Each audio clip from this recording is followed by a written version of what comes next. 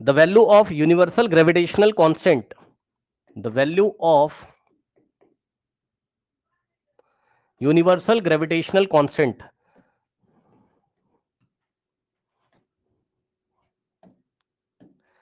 Small G क्या होता है? ये होता है acceleration due to gravity, acceleration due to gravity. ठीक है, इसकी वैल्यू या तो क्या होती है 9.8 मीटर पर सेकेंड स्क्वायर, ये चेंज होता रहता है। और पोल्स के पास, इक्वेटर्स के पास 9.8 मीटर पर सेकेंड स्क्वायर 9th क्लास में पढ़ा होगा, नहीं पढ़ा है तो परेशान मत हो, पढ़ोगे, ग्रेविटेशन वाले चैप्टर में पढ़ोगे। या इसकी वैल्यू होती है 10 मीटर पर सेकेंड स्क्वायर। ठीक है, और यूनिवर्सल ग्रेविटेशनल कांस्टेंट क्या होता है?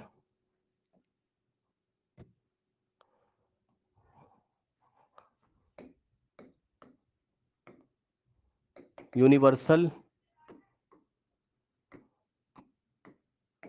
ग्रेविटेशनल कांस्टेंट को हम लोग किससे दिखाते हैं? कैपिटल जी से दिखाते हैं। ठीक है, तो ये कौन से फॉर्मूले से निकल के आता है? F is equals to, gravitation law आपने पढ़ा होगा ना, G m1 m2 अपॉन में r स्क्वायर, 9th क्लास का है। ठीक, तो यहां से अगर आप G निकालोगे तो G कितना आ जाएगा? G is equals to F into r का स्क्वायर अपॉन में m1 m2। जिनको नहीं पता थोड़ा सा याद दिला दूं कि अगर आपके पास दो मासेस रखे हुए हैं, है ना, ये मास m1 है और ये मास m2 है, तो और इनके बीच का डिस्टेंस कितना है? r है। तो ये मास इसको अट्रैक्ट करेगा F फोर्स से और उतने ही फोर्स से ये इसको अट्रैक्ट करेगा, एक दूसरे को अट्रैक्ट करेंगे ग्रेविटेशनल फोर्स से। तो जो एक दूसरे पे ग्रेविटेशनल फोर्स लगता है उसकी वैल्यू होती है capital F is equals to G m1 m2 upon r square. m1 mass 1, m2 mass 2 और r क्या है? दोनों के बीच का डिस्टेंस है। अब ये हो गया, तो इस G की जो वैल्यू होती है वो होती है बच्चों आपकी 6.67 into 10 raise to the power minus 11, और ये always fix in universe, always fix in universe, in the universe. तो स्मॉल जी चेंज होता रहता है, स्मॉल जी चेंज होता रहता है, लेकिन कैपिटल जी हमेशा फिक्स होता है, बस इतना याद रखना है। ठीक है,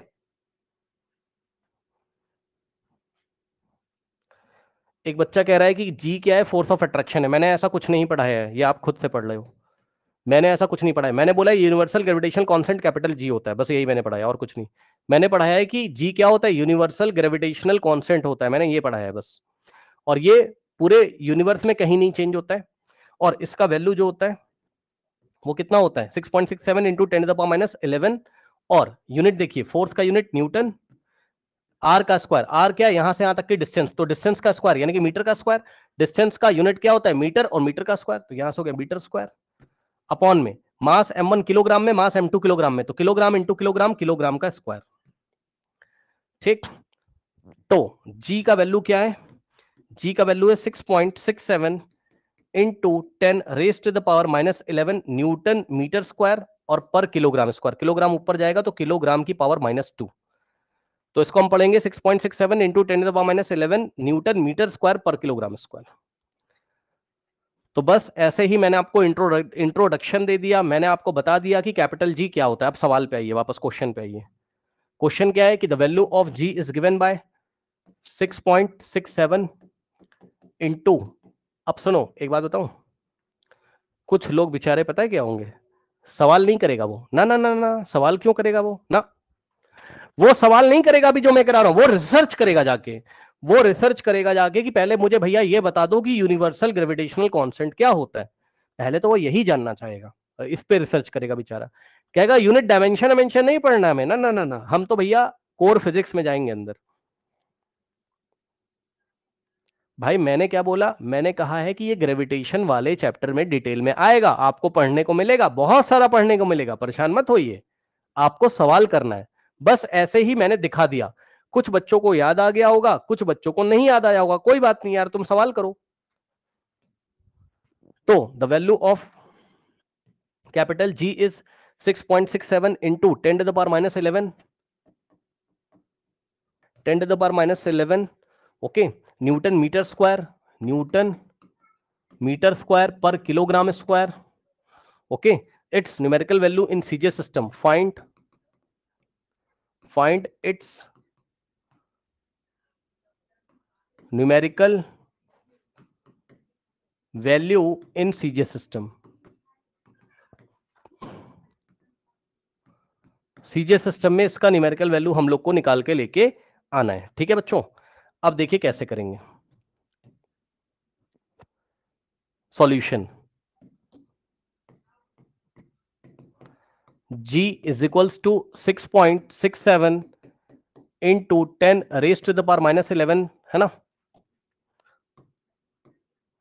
न्यूटन मीटर स्क्वायर और पर किलोग्राम स्क्वायर को आप वापस से ऐसे लिख सकते हो. ठीक है, या आप ऐसे भी रहने दे सकते हो, किलोग्राम टू द पावर -2. अब ध्यान दें स्टूडेंट्स, यहां पर अब मैंने इसको लिखा 6.67 into 10 raise to the power -11. अब ध्यान दें, न्यूटन का मतलब ही 1 न्यूटन होता है, तो इंटू में न्यूटन की जगह आपने लिखा 1 न्यूटन.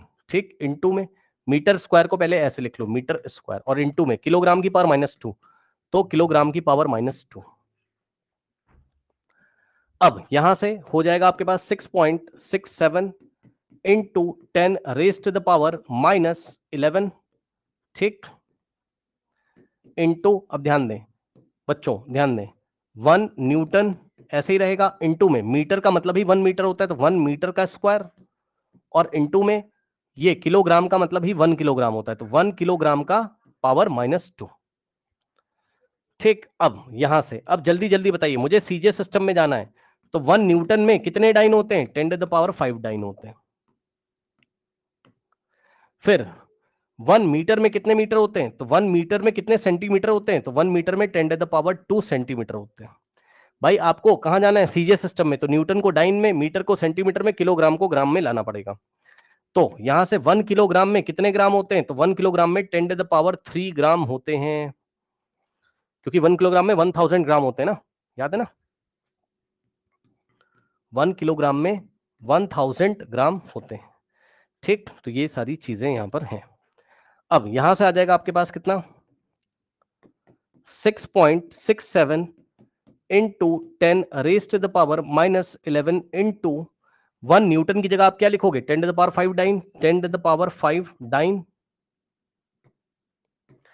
इंटू 1 मीटर की जगह आप क्या लिखोगे? 100 सेंटीमीटर, 100 सेंटीमीटर, और ध्यान रखना ऊपर स्क्वायर लगाए तो ऊपर स्क्वायर लगाएंगे, इंटू 1 किलोग्राम की जगह 10 टू द पावर 3 ग्राम, जी का मतलब ग्राम, और ऊपर पावर -2 लगी हुई है. ठीक, तो यहां से आएगा 100 सेंटीमीटर को आप लिखोगे 10 to the power 2, 10 to the power 2. ठीक, यहां से आएगा 6.67 into 10 raise to the power -11 into, अब ध्यान देना ये तो ऐसे ही रहेगा,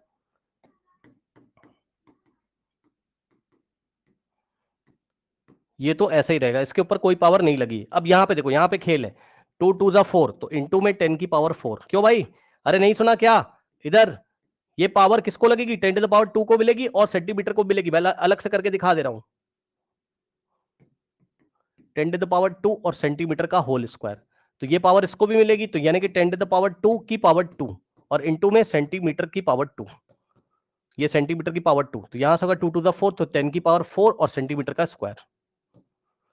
ठीक, तो यहां से हो जाएगा आपके पास 2 टू द 4 यानी कि 10 की पावर 4, और सेंटीमीटर के ऊपर पावर लगेगी सेंटीमीटर स्क्वायर, इंटू ये पावर इसको मिलेगी 3 इंटू -2 -6, और ग्राम के ऊपर -2 लगेगा, तो ग्राम की पावर -2. ये पावर इसको भी मिलेगी, इसको भी मिलेगी. अब यहां से हो गया 6.67 इंटू, अब ध्यान देना जरा, इन दोनों को करोगे बेस सेम है तो पावर ऐड हो जाएगी, यानी कि -11 प्लस 5 -6, तो 10 टू द पावर -6 यहां से आ गया, और इन दोनों को करोगे, ठीक है, तो क्या होगा? 4 और -6 -2, तो 10 टू द पावर -2, और डाइन बचा सेंटीमीटर स्क्वायर पर ग्राम स्क्वायर, तो डाइन बचा, सेंटीमीटर स्क्वायर बचा, और पर ग्राम square.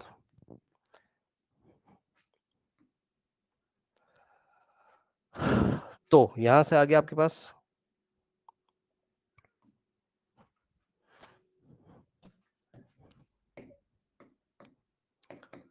G is equals to 6.67 into 10 raise to the power -6 -2 -8 हो जाएगा, बेस सेम है, पावर ऐड हो जाएगी तो -8, और बचा क्या, 9 सेंटीमीटर स्क्वायर पर ग्राम स्क्वायर। चाहो तो ऐसा लिखो और चाहो तो आप ऐसा लिखो।